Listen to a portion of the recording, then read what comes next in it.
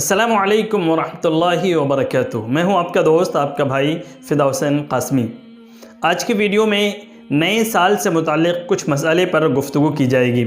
پہلا مسئلہ یہ ہے کہ نئے سال کی مبارکباد دینا یہ کیسا ہے، اور دوسرا مسئلہ کہ نئے سال کے موقع پر نئے سال کا سیلیبریشن کرنا، نئے سال منانا یہ کیسا ہے۔ ان دونوں مسئلوں پر گفتگو کی جائے گی۔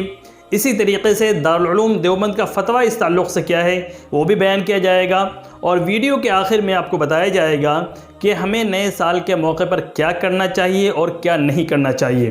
تو اس لیے آپ ویڈیو کو آخر تک دیکھیں، اور اگر ویڈیو پسند آتی ہے تو اپنے دوستوں کو بھی شیئر کریں، اس ویڈیو کو لائک کر دیں۔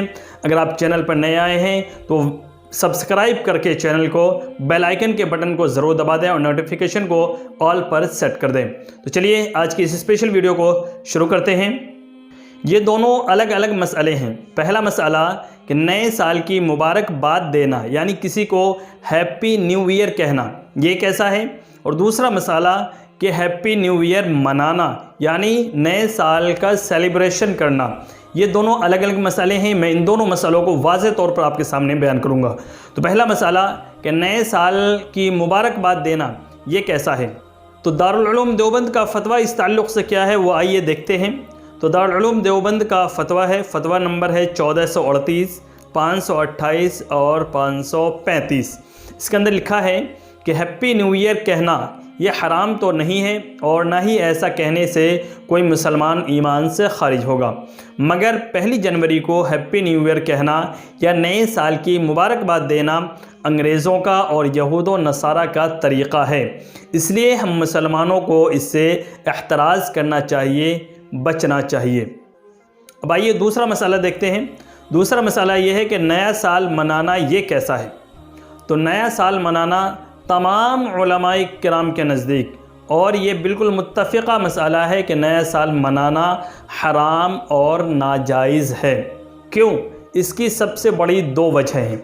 ان دو وجہوں کو اگر آپ سمجھ لیں گے تو آپ کے لیے بالکل اس مسئلے کو سمجھنا آسان ہو جائے گا۔ پہلی وجہ کیا ہے؟ پہلی وجہ یہ ہے کہ یہ انگریزوں کا ایک مذہبی شعار ہے، اور یہ انگریزوں کی ایک نشانی ہے، پہچان ہے، ان کا یہ طریقہ ہے۔ اور نبی کریم صلی اللہ علیہ وسلم کا ارشاد ہے من تشبہ بقوم فہو منہم، کہ جو شخص جس قوم کی مشابہت اختیار کرے گا وہ انہی میں سے ہوگا۔ گویا کہ حشر کے دن میدان حشر میں وہ انسان انہی میں سے اٹھایا جائے گا۔ اس لیے نئے سال کا منانا ہمارے لیے، مسلمانوں کے لیے اس کا سیلیبریشن کرنا یہ جائز نہیں ہے، یہ بالکل حرام ہے۔ پہلی وجہ تو یہ۔ دوسری وجہ یہ ہے کہ نئے سال جہاں بھی منایا جاتا ہے، جس جگہ بھی منایا جاتا ہے، اور جہاں پر ایسی محفلیں لگتی ہیں، مجلسیں لگتی ہیں، جہاں پر ایسی پارٹیاں ہوتی ہیں، چاہے وہ ڈانس کلب میں ہو، چاہے وہ کسی اسٹیڈیم میں ہو، یا جہاں پر بھی ہوتا ہے، تو وہاں پر فحاشیوں کا، برائیوں کا اور فضول خرچیوں کا ایک طرح سے مجموعہ ہوتا ہے۔ ان تمام برائیوں کو وہاں پر جمع کر دیا جاتا ہے، تمام تر فحاشیاں وہاں پر کی جاتی ہیں، تمام تر برائیاں وہاں پر کی جاتی ہیں، زنا کاری وہاں پر ہوتی ہے، شراب خوری وہاں پر ہوتی ہے، جوا وہاں پر کھیلا جاتا ہے۔ اسی طرح سے قسم قسم کی نئی نئی برائیاں، نئی نئی فحاشیاں وہاں پر ہوتی ہیں۔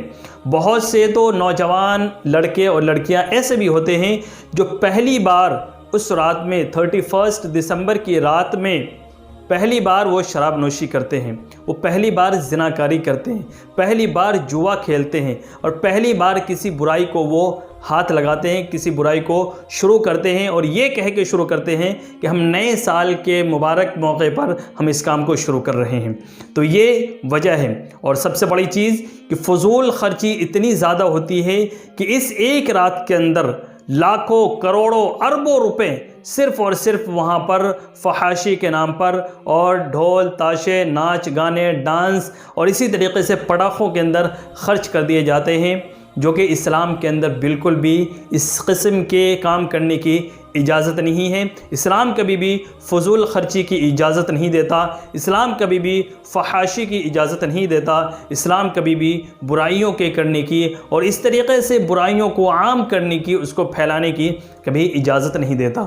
اس لیے اسلام کے اندر، مذہب اسلام میں غیروں کے طریقے پر ان کے رسم و رواج کو کرنا اور اسی طریقے سے نئے سال کا سیلیبریشن کرنا، نیا سال منانا، یہ ناجائز اور حرام ہے۔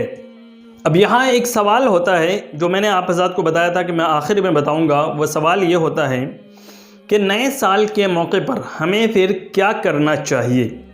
تو کیا کرنا چاہیے اس بارے میں بھی علماء کرام نے لکھا ہے کہ ہمیں اس موقع پر اپنی زندگی کا محاسبہ کرنا چاہیے۔ کس طریقے سے؟ وہ ایسے کہ مثال کے طور پر ہماری عمر 60 سال کی ہونے والی ہے، ایک اندازہ آپ لگائیں، گیس کریں کہ آپ کی عمر 60 سال ہونے والی ہے اور فی الحال آپ کی عمر 30 سال ہو چکی ہے۔ اب 2020 گزرنے کے بعد آپ کی عمر 31 سال ہو گئی، تو آپ کی زندگی کا 1 سال اور کم ہو گیا ہے۔ یہ 1 سال بڑھا نہیں ہے، بلکہ 1 سال آپ کی زندگی کا، جتنی زندگی آپ کو ملنی تھی، جتنی لائف آپ کو ملنی تھی، اس میں سے 1 سال کم ہو گیا ہے۔ تو یہ خوشی کا موقع نہیں ہے بلکہ غم کا موقع ہے۔ ہر انسان اپنی عمر کو کم کر کے بتاتا ہے اور کم کر کے بتانے میں اس کو خوشی ہوتی ہے، اور اگر کوئی اس کی عمر کو بڑھا کر کے بتا دیتا ہے تو اس انسان کو غصہ آ جاتا ہے، اس کو پریشانی ہونے لگ جاتی ہے۔ تو انسان کی عمر کا بڑھنا یہ اس کے لیے کیا ہے؟ غم کا باعث ہے، خوشی کا باعث ہے نہیں۔ تو لاجیکلی بھی اگر آپ دیکھیں تو خوشی منانے کی کوئی وجہ یہاں پر نئے سال کے موقع پر بنتی نہیں ہے۔ تو علماء کرام نے بیان فرمایا ہے کہ ہمیں ایسے موقع پر کیا کرنا چاہیے؟ محاسبہ کرنا چاہیے۔ کیا محاسبہ کرنا چاہیے؟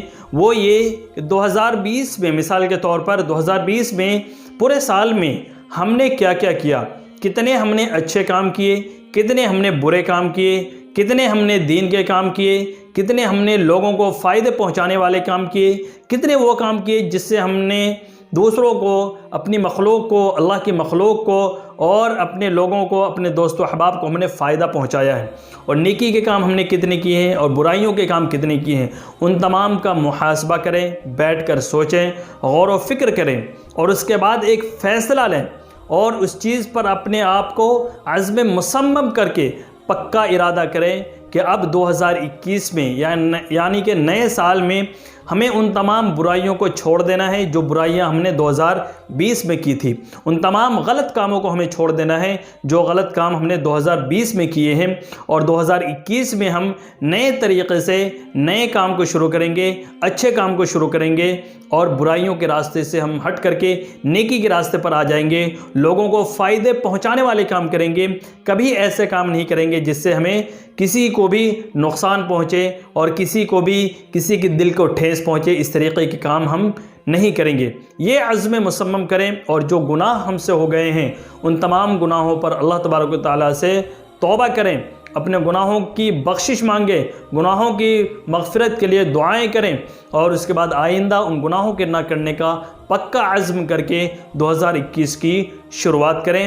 یہ ہمارے لیے ہونا چاہیے۔ اس طریقے سے اگر آپ کریں گے تو انشاءاللہ آپ کا دل بھی خوش ہو جائے گا، آپ کی طبیعت بھی خوش ہو جائے گی اور انشاءاللہ آپ کی آنے والی زندگی بھی بہتر سے بہت بہتر ہوگی، دنیاوی اعتبار سے بھی آپ انشاءاللہ کامیاب ہوں گے اور انشاءاللہ اللہ تبارک و تعالیٰ آپ کو آخرت میں بھی کامیاب کرے گا۔ اللہ تبارک و تعالیٰ ہم سب کو عمل کی توفیق عطا فرمائے۔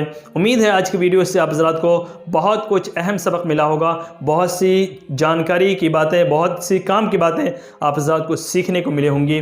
اگر یہ ویڈیو پسند آئی ہے تو ویڈیو کو ضرور لائک کر دیں، شیئر کر دیں اور اسی طریقے کی ویڈیوز دیکھنے کے لیے، اسلامک ویڈیوز کے لیے ہمارے چینل پر بنے رہیں، ہمارے چینل کو سپورٹ کرتے رہیں۔ السلام علیکم ورحمۃ اللہ وبرکاتہ۔